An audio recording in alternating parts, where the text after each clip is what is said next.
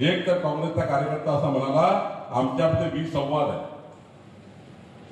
काँग्रेस पार्टीमध्ये बूथपर्यंत विसंवाद आहे. दिल्लीपासून गल्लीपर्यंत काँग्रेस पार्टी कार्यकर्त्याला विचारायला तयार नाहीये. काँग्रेस पार्टीमध्ये खऱ्या अर्थाने प्रचंड अविश्वासाचं वातावरण आहे.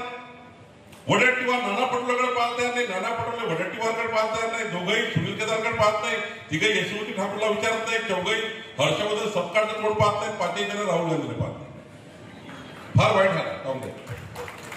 आणि अशा पार्टीचा हाल असताना एवढ्या चांगल्या काळामध्ये एक जरी सीट पडली तरी आपलं नुकसान होणार आहे. 51% निवडून लागणार.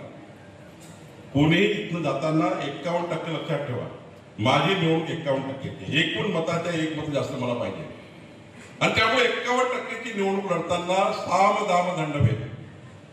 कोणाला मारपीट आपल्याला करायची नाही आहे, कुणाला त्या ठिकाणी आपलं उद्धट बोलायचं नाही आहे, पण त्या ठिकाणी सर्वांना सांगायचं आहे साम दाम दंडभेदचा अर्थ आहे की सर्व समाजाला सर्व लोकांना सोबत घेऊन सर्व त्या ठिकाणी आपल्या विरुद्ध त्या ठिकाणी कोणी चुकीचा संभ्रम तयार करत असेल, आपल्या विरुद्ध कोणी त्या ठिकाणी चुकीचा नरेटिव्ह फैलवत असेल, एखाद्या कार्यकर्त्याबद्दल चुकीचं स्टेटमेंट करत असेल, जाती जातीमध्ये त्या ठिकाणी झगडे लावत असेल, धर्माधर्मामध्ये झगडे लावत असेल, त्या लोकांना आपल्या त्या ठिकाणी पोलीस यंत्रणेच्या माध्यमातून त्यांचा बंदोबस्त करण्यासाठी आपण त्या ठिकाणी सज्ज असलं पाहिजे.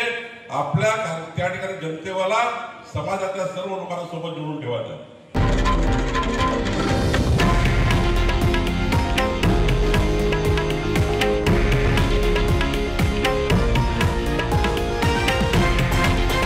हे आहे देशातील नंबर 1 न्यूज नेटवर्क आणि आपण पाहत आहात TV9 मराठी, एकमेव.